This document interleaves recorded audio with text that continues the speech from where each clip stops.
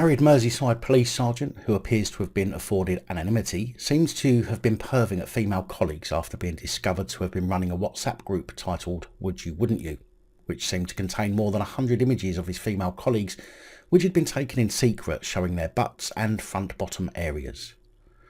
Apparently, or so the articles suggest, around 12 women have been identified as being pictured. Can you imagine the investigation? The investigating officer must have loved it. Okay ladies, if you wouldn't mind standing against the wall while I examine your butts against the images I have, and once I've identified those, I'll need you to turn around so I can examine your front bottoms.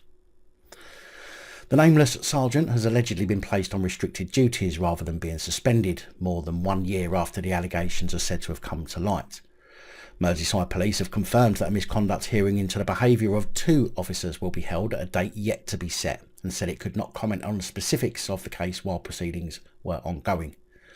The force confirmed both officers were on restricted duties whilst disciplinary procedures take place. The WhatsApp messages came to light during another investigation into the same officer, a married man with children, allegedly breaching COVID restrictions. That probe involved the force's professional standards department examining his phone. A source who alleges to have knowledge of the situation has said that he had set up a group. As far as I'm aware, there have been 12 female officers identified. He was taking photos of his female colleagues bending over and things and comparing them to each other. There were over 100 photos in the group. It's pretty disgusting. According to a recent Freedom of Information request in Merseyside Police between April 2018 and December 2020, 8 officers were hit with allegations of According to a recent Freedom of Information request in Merseyside Police between April 2018 and December 2020, 8 police officers were hit with allegations of unprofessional and inappropriate use of social media, including one who received the final written warning.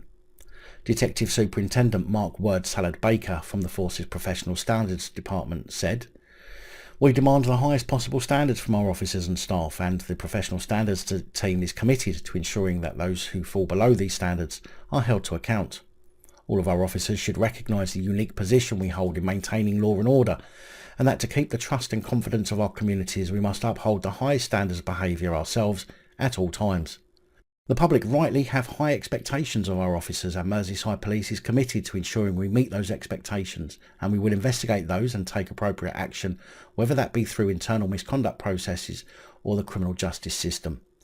The overwhelming majority of our staff understand the needs for integrity and high standards and provide the public with an exceptional service day in and day out, and we have processes in place so that officers and staff are able to continually report to us if a colleague does not adhere to the standards expected."